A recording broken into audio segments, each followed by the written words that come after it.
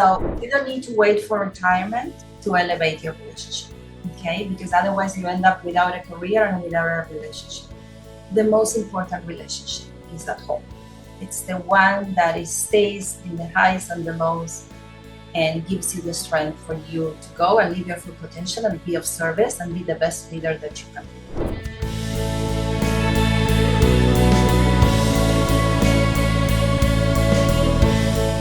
Hey, Uncommon Leaders, welcome back. This is the Uncommon Leader Podcast, and I'm your host, John Gallagher, and I certainly have an uncommon guest for you today. We're going to tackle a topic that's absolutely foundational to everything else that we do, our most important relationships. And specifically, we are going to talk about marriage. Our guest has a fascinating background. She's a chemical engineer turned life engineer, and she's going to share her story about her book, The Becoming a Power Couple: 4 Pillars to Engineer Legendary Marriages.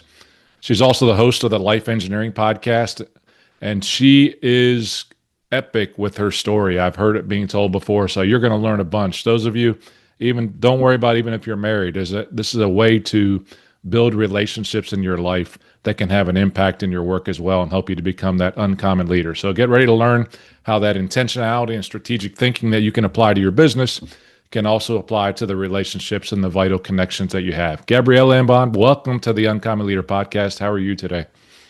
Thank you, John. I'm wonderful and excited to converse with you. It's going to be an awesome conversation, so I am looking forward to it as well. But let's jump right into the first question I always ask my first-time guests, and that's to share a story with the listeners from your childhood that still impacts who you are today as a person or as a leader. Yes, so you gave me a heads up with that question, so I'm coming now prepared. The story takes me back to Argentina, so my childhood, and I was in my first year of high school, and I was a very good student. I was always very academic. What I was not was sporty. And in gym class, in the first year of high school, we had to run over we have to do the run over hurdle race. So we had to run, jump, run, jump. I just couldn't do it. Every time I could run, but every time I would approach the hurdle, I would freeze. I was petrified of being in the air. Just the thought of what if I fall, right? So I decided to negotiate with my teacher. And I said, I'll do whatever you want. I'll run as much as you want. I'll play whatever you want. I can't do that. I just can't. And he said, this is very simple, Gabriela. If you don't do it, I'll fail you and you will have to repeat here. So I'm so grateful for that teacher because I had no choice but to actually practice. And for weeks, I would approach the hurdle and freeze. And then I would go and beg to let me off the hook. And he would be very persistent. You don't do this, I'll fail you. Now imagine failing the first year of high school when you have very high grades just because gym class, right? Who cares? Right. But this was beyond gym class, as you can imagine. This was about not giving up. So of course I practiced, and I remember preparing myself, starting to research, how can I prepare myself mentally? How can I work on my mind? And, sure, I was able to do it. And I remember the relief. This wasn't about, I'm not going to repeat the year. That wasn't the relief. It was about overcoming something that I thought I can't. And I'm grateful he didn't give up on me and taught me not to give up on myself. And that played a huge role when I started my business. So I'm very, I don't even remember the name of the teacher, but I will never forget him. I love that story, and overcoming fear, overcoming challenge, and working your way through that, but also having that person in your life who helps you to overcome that, holds you high, and make sure that you grow. Love that as a story, and I appreciate that. And I know that you've had to overcome many things as well.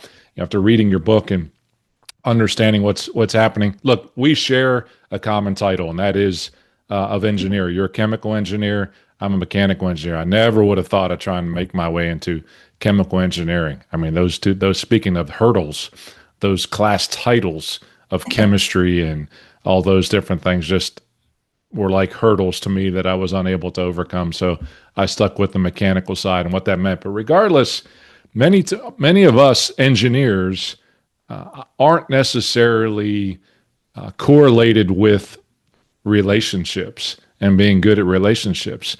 You've gone from chemical engineer early in your career to a life engineer of relationships. Talk to me a little bit about that journey. Tell me about how you got to where you are today with regards to being a life engineer and really focusing on couples and powerful marriages. So in my last job as an engineer, which was in semiconductors working for Intel, a new pattern emerged in me. I had to train. You know, Intel is such a fascinating country. They have what we call Intel University on-site. And we do a lot of training besides our work as process engineers. And I discovered that I was quite good, actually. Okay, that was why I was very good at training. I was so good at training that when I went to maternity leave with my first child, the person that replaced me was not another engineer, but was one of my technicians because I have trained him so well. And I started getting a lot of feedback on my ability to train and empower people to step up. After 8 years in the field, I realized that I have everything, but I'm not happy, and I was very dissatisfied with life because I was misaligning my career. Mm. And that's when I started going through, the soul searching. Initially I thought I was going to become a science teacher, and I registered at McGill University in Montreal to do that. And then I realized that my calling, was to become a coach. Well, one of my friends said you should become a coach. I didn't know what it was. I researched and I found that was it. It reminded me, chose to study engineering. I also was debating between going for psychology or engineering, which is very different. And for very practical reasons, plus my love for science, I chose engineering. So that led me to certify as a coach and start coaching. I love that. Again, as that story and recognizing some of the gifts that you've been given and being able to do that, and then having others recognize those gifts in you. I think it's a journey that I've taken as well. It was very early in my career that I moved from engineer to leader. And that was something that folks that as I talked with them, as I worked with them, I found myself more fulfilled working with them on the relationship side than I did on the engineering side. But the fact is, we had to do so much just to get through engineering school, learning the discipline of that and the process mindset. And really that leads into the book. And what's very unique is still approaching relationships with the process mindset that it takes to be an engineer. So last year, you authored the book, Becoming a Power Couple. And you can see how much I like it by the sticky notes that are in there. 4 pillars to engineer legendary marriages. When you write a book and invest the time in that, there's something really good in that. Why did you choose to write the book, and who did you write it for? So I was saying that when I was working with leaders and professionals, I saw something that I couldn't ignore. When the conversation shifted to home life, to relationships, their voice shifted too. It's almost as their confidence dipped. And I could see that there was even a hidden regret or shame. And it really broke my heart because these are the very people that deserve to lead and feel fulfilled in all areas of their lives. I started realizing that when I asked, the more I asked, the most I realized people didn't have a good model. And they also were relying on love as a strategy. Love is not a strategy. There was no model on how to engineer a relationship. And that's when I said, wait a second. I was working with couples as well, but I was also working with individuals and teaching them how to do marriage. And after, a few couples said, you changed our lives. We no longer want to divorce. I had a couple who were about at the verge of divorce, and then now today they have a family. They decided to have children. I said, it's time to write the book where I talk about what are the best practices to build a power couple synergy. Now, this book was written from an information perspective. This is that I study this content, study with experts in the field, but also my own experience, right? Because I've been married for 27 years. My parents were a great role model. My grandparents were great role models. So I felt that, yes, beyond all the knowledge that I have from my trainings, I'm bringing, it was almost like a tribute to my family to write this book. And I felt it was just having these sessions, I realized that people were doing all the wrong things. And again, everybody has the right to do marriage their own way. The way they were approaching it was creating this connection rather than connection. And I believe in that so much that it hurt me. It broke my heart. Because I know what's possible. Well, I know you shared some of the data inside the books. It's pretty amazing. Almost half of first marriages ended in a divorce, 40 to 50%. And it's even higher divorce rate, 60 to 70% for second or marriages or beyond. And so, that data in and of itself says there's both a need, but also a hope. Absolutely, in terms of what you're doing with regards to making an impact, one power couple at a time. So let's start there. What is the definition of a power couple? Yeah. So a power couple is a couple who has overcome the second phase of the marriage. Usually is the struggling phase, right? And because they have overcome that, they have invested and committed. Now they share this power couple synergy. And what characterizes the power couple synergy is that this parts equals bigger than, it's bigger than the unity of the couple is bigger than the sum of the two parts. So power couples usually feel they can accomplish a lot together. They support each other. They have a common vision. They feel that they're each other's best friend or favorite person. And the sweetest feeling of the power couple is that they don't worry about the relationship. They show up, they still do what needs to be done. They have fun together. They go through struggles together. They go through conflict without fear, without the uncertainty. So no matter what you're going through, you have this certainty in the relationship.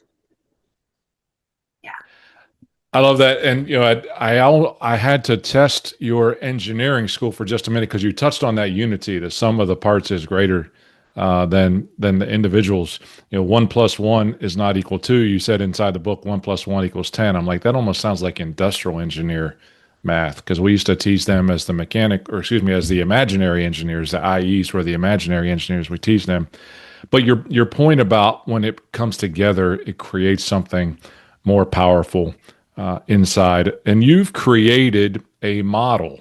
Now, I want to talk about this because I think this is where even some couples who may not be engineers sort of try and stand up against it. If you're trying to get my marriage into this process, into this model, into this standard, aren't you trying to make me robots, and then we'll lose the freedom and energy inside of our marriage? So look, I know you have to run into that sometimes. How do you overcome that barrier with regards to, I'm going to teach you a model as to how you're going to improve your marriage and what that looks like? What are the barriers that you see with the couples you work with? Couples that I work with are happy to have the guidance because they feel they're struggling. But if a couple comes, they are trying to put my relationship into a structure, a model, a blueprint. It doesn't work that way. I said, well, try it. Or how is it going for you right now? If it's great, then you don't need it. But if it's not great, you might want to try something good. How's that working for you? The thing with marriage is that the most common belief is that love is a strategy, and that the moment you got married, that's it, it's done, right? But you know, as an entrepreneur yourself, that you wouldn't start a business and stop investing or planning after the launch. You wouldn't launch a new product and never check its performance. So marriage is not a status that we are acquiring on our wedding day. It's actually a process. It's not something we are, it's something we do actively and commit. And when I say love is not a strategy, that commitment that I'm talking about is not fueled by love. It's fueled by intention. And intention means that you will show up and commit even the days you don't feel like it. And you will have some framework to use to create what you need to create.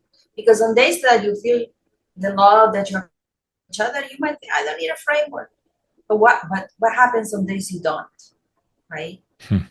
We want to make sure you don't disconnect on those days. We don't make sure that the relationship doesn't erode.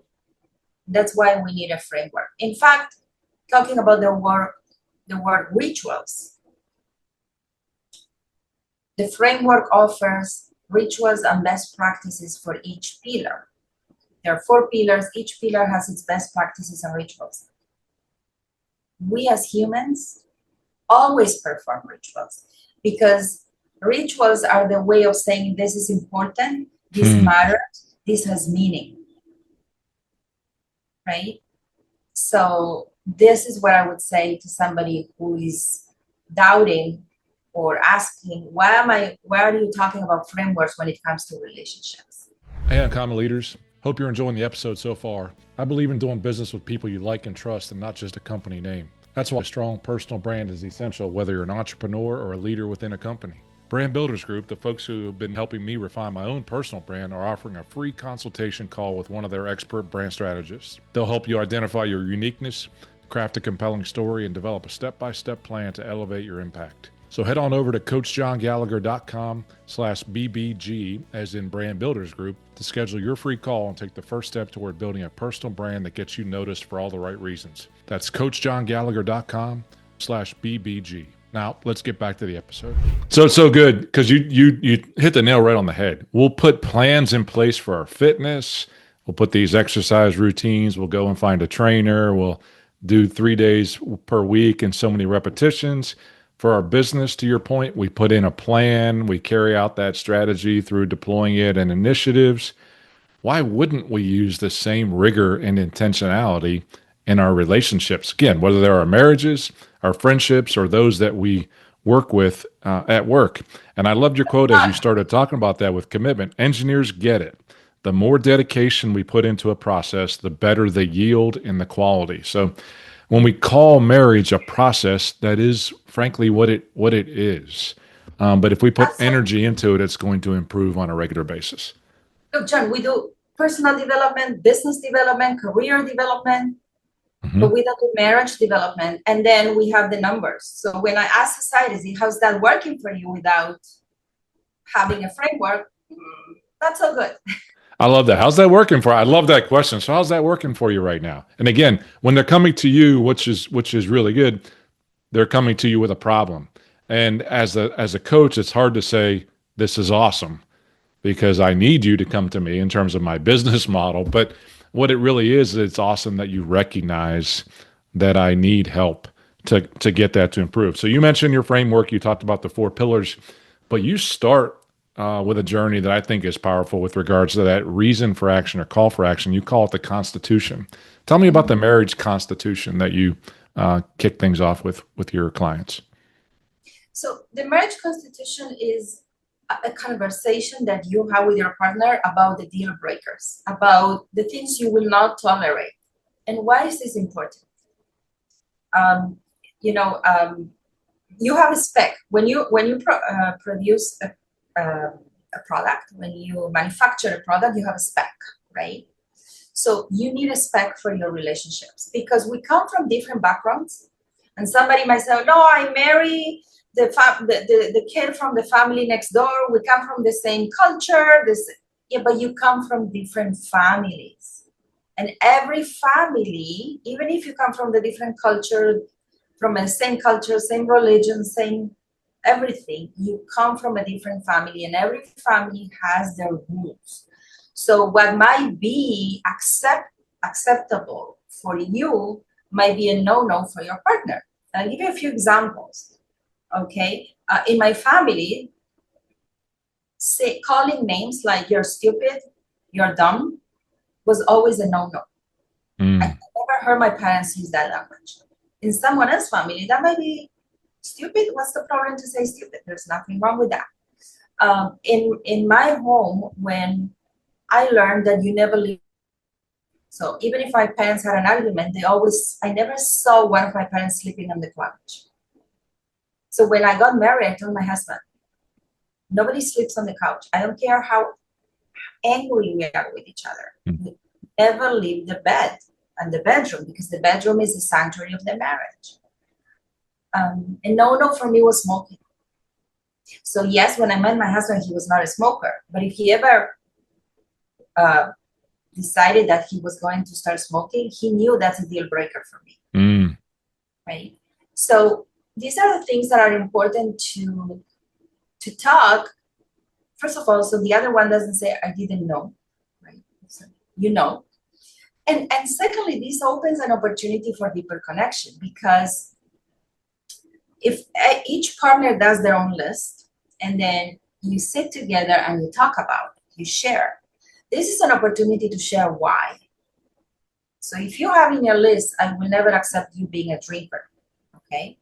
You might say, well, growing up, I saw my father drinking, and that truly devastated my mother. There's no way I'm going to marry somebody who's a drinker. I don't know. Everybody has their story. So this allows you to explain yourself why this is important, where you're coming from, and learn each other. Go deeper in your understanding of your partner, where they come from, what's important for them, what really matters to them. So this is what the Constitution is. It's an opportunity for deeper connection, but also to make sure that we don't say, oh, I didn't know that was a no-no. So powerful. And frankly, as you say, when couples are coming to you, they're married already and they're having challenges, that's an important time to put that Constitution in place. What I'm also hearing is, even in that planning phase, that design phase, if you will, of a marriage, prior to marriage, having this Constitution in place before you even get married, and say, hey, these are deal breakers for me early on. So before we go forward, let's make sure we understand those and make those happen. I can see where it can be preemptive and help with some of that percentage that we talked about with regards to almost half of first marriages ending in divorce and having an impact. I can really see the power in that, Gabriela. Absolutely. And I appreciate you sharing. So let's talk about that. I mean, again, you move from the Constitution then as a solution to overcome barriers later on in the journey that may occur. And then you talk about these 4 pillars: me, you, ours, and us. We don't have time to talk about all 4 of those pillars, but I want to talk a little bit about the me pillar. I'm selfish, and let's go ahead and go to me. And that's the first one that you list as a pillar, is me. Why me first in this journey? Tell me about that pillar. Well, I can't build a safe and powerful relationship with somebody who doesn't take care of me. It's as simple as that. A power couple is the union between 2 power individuals. So the me is all about, responsibility and accountability for myself, for my own happiness, is self-awareness, personal development. Nobody wants to marry a victim. Nobody wants to marry somebody that all they do is blame other people, expect other people to be happy, to make them happy, sorry. So the me is all about self-awareness, not outsourcing your happiness to your partner. But when you aren't happy, why is that? I had to do a career change. I also brought into our relationship a lot of baggage that I needed to work on. So you have 2 options. When you pass the honeymoon phase, you start triggering each other, which you will, okay? unless you are not connected enough. You will. Now you have two options. Do I blame my partner and expect them to change? Or do I use this as an opportunity to work on myself and my own, my own healing, my own personal development? So this is what the me is all about, truly. Becoming the best version of yourself so you can be the best also in this relationship. And not using your partner as a punching bag. So good. And again, you started right off nobody wants to marry that victim, the one who's always blaming others or behaves like a victim, but they want to marry someone who's going to take responsibility for their own changes. The traditional cliche is, when the oxygen mask falls in the airplane, put yours on first before you can help others. But that's really true. And that self-care is not really selfish. Self-care is very important. Yeah. Right? Victimhood is not sexy. Not at all. Self-empowerment is very attractive. Love that. I could talk about these techniques all day. It's a process. It's the engineer in me that loves the disciplines and actions. And folks, the book is full of ideas about making improvements in all four of those spaces: me, you, ours, and us, as we look forward to it. I'm curious, Gabriela, do you have a story of one that you've worked with? You don't have to obviously share any names or anything else, but one that you're most proud of with regards to who you helped in that journey and what the outcome was working with you. The reason I don't like that question is because there are, thank God, many, many successful stories, but I'll mention the one that I was referring to earlier. This couple came to me, they had no children and they were at the verge of divorce. And they also come from very different cultures and religions. And I could see that they love each other. One thing that is beautiful, you can perceive a couple's energy.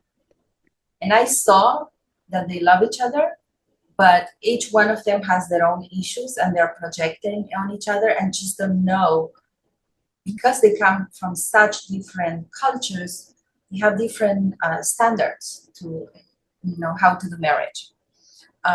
So I work with them as a couple, individually also, which we do that. And actually their testimonial is on my website. And today, not only they are happily married, they also started a family, which I find that to be beautiful.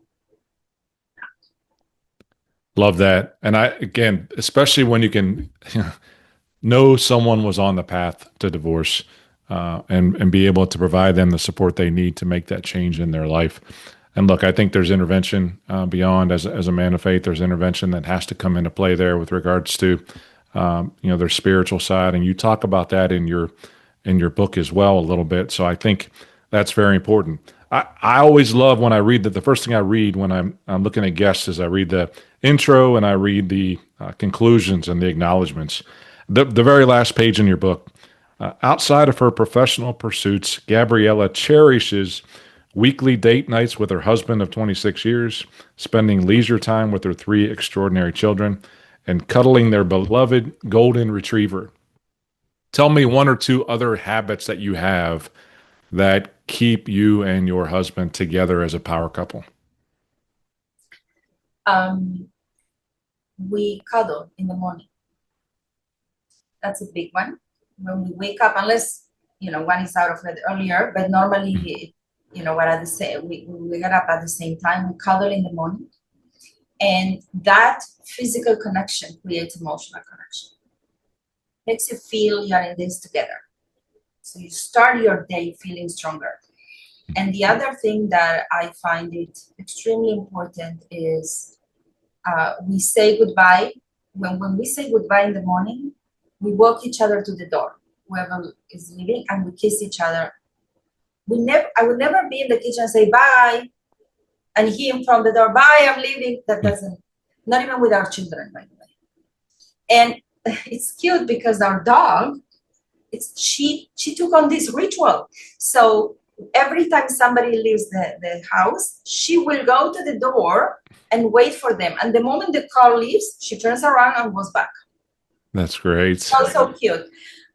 So yes, and then when we hear somebody coming home, no matter where I am in the house, unless I'm in the middle of a session, we will go down and greet the person, even the children. How was your day? Nobody comes into the house and says, anybody home?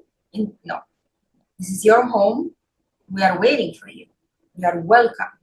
So these are, I would say, the two rituals that no matter how busy we are, we never stop doing. Two very simple habits that I think can be very powerful. As I read through the book and I saw those, I said, those are two that I'm going to talk to my wife about. One of the things that we've done recently too, and we've been married 31 years now, but that we've done recently is we made a jar and wrote 5 things on 5 different pieces of paper and said, you make me feel loved when you do this. And we wrote it on the card, and then we pick one each week and we try to do that. We don't tell each other which one we pick, but we try to do that, make sure we intentionally do that during the week.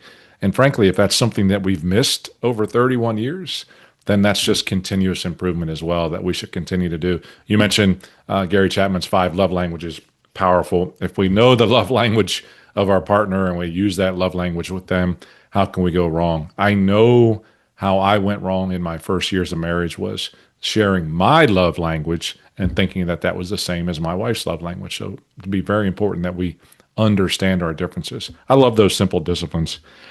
Gabriela, when you talk to leaders who want to build a lasting legacy in their relationships, how important? So again, now they're leaders, and it's in your business or ones that you work with. How important is the marriage to the success of the individual and their legacy as a leader in their companies? How important is your leg, the health of your leg when you're moving forward? The home is your foundation, is your anchor. If you go to work feeling fragmented, depleted, worried, you feel like career and relationship are competing forces, you will not show up as a leader as best as you can show up. When you show up home, centered in love, when you feel that home is a place to recharge, not to crash, when you show up for your people in a complete different way. Your relationship, your romantic relationship, is the most important relationship. And is the one that will continue until you're gone, hopefully. Right? So you don't need to wait for retirement to elevate your relationship. Okay? Because otherwise you end up without a career and without a relationship. And we went through a situation a month ago with my husband. He was hospitalized for a week, ending with spine surgery. And these are the moments when you realize, and I was there every day. I stayed the night of the surgery. We had a blast and we elevated each other. We really had a blast, even though he was in the hospital, because we spent quality time with each other without any media, just talking about life, connecting. This was a new setting we never shared together. I never experienced him in so much physical pain and in a bed in the hospital. He experienced me because I had a C-section, but this was a new experience for us. After 30 years together, we saw new sides of ourselves. So you never stop learning about your partner. And we also had fun. Like, we really had fun. For example, I'll give you a quick example. Every time a doctor will come in, and we never seen that doctor before, and he would say, and who are you? They always ask you, who are you? Where are you here, right? I would say, instead of saying I'm his wife, I would say, I'm his lover. He doesn't want his, no. So we were like two kids. Yes, he was in pain, I have to say, but that helped him. The humor helped him. So the most important relationship is at home. It's the one that stays in the highs and the lows and gives you the strength for you to go and live your full potential and be of service and be the best leader that you can be. So good. I love that. I love you answer my question with a question, by the way, too. How important is the leg to moving forward to your body? It's vital. It's critical. It's so important to moving forward. And then to ultimately talk about how even in tough circumstances, you find joy in those circumstances is very powerful as well, and that it's so important. Gabriela, I could keep going on each one of these pillars. I want to honor your time and kind of bring this to a close. Folks, get out there and get a copy of Becoming a Power Couple. I think you're going to really love it. And those of you, whether you're having a challenge in your relationships or whether you're getting ready to get married, if you're listening in, and that's something that's coming up for you, I think it can be helpful as well before you even get married. So, Gabriela, where can folks get in touch with you, learn more about what you do and who you are? They can contact me on my website, Gabriela with one L, mbon.com. I have my services there as a life engineering coach, career and relationships. They have the page with the book, linked to Amazon, and also my media page. If you want to bring me as a speaker to your organization. In the last month, I spoke for technology conferences because I wanted to be this aspect. In a cybersecurity conference, you can see examples of my keynotes at the media page on my website. Excellent. Very good. I've enjoyed our conversation, Gabriela. I want to give you the last word here, as I do with all of my guests on the Uncommon Leader podcast, especially those authors that are there. But I'm going to give you a billboard. You can put it on any highway that you want to for millions of people to see. You're going to put a message on that billboard. What is that message, and why do you put that message on there? Don't compromise. Create a life of no regret. Don't compromise. Don't compromise on what truly makes you happy. For me, it was realigning my career and my relationship. Yes, I've been married for 27 years, but you have the story in the book that I canceled my wedding with previous fiancé a month before. So I'm a very easygoing person, but I don't compromise on the things that are important. If I say this in a different way, make a decision based on where you want to be, not based on where you are. Love that. Make a decision on where you want to be, not on where you are. But folks, I read that story in the front, and I didn't dive into that one after the childhood story. It's worth the price of the book just to see that first story in the introduction, how she went through that decision, ultimately leading up to her now marriage of 27 years. Gabriela Mbon, it's been a pleasure having you as a guest on the Uncommon Leader podcast. I appreciate your wisdom, appreciate you sharing with the listeners of the podcast, and I wish you the best in all that you have going forward. Thank you so much, John. I celebrate the work you do, and I am grateful that you had me as a guest.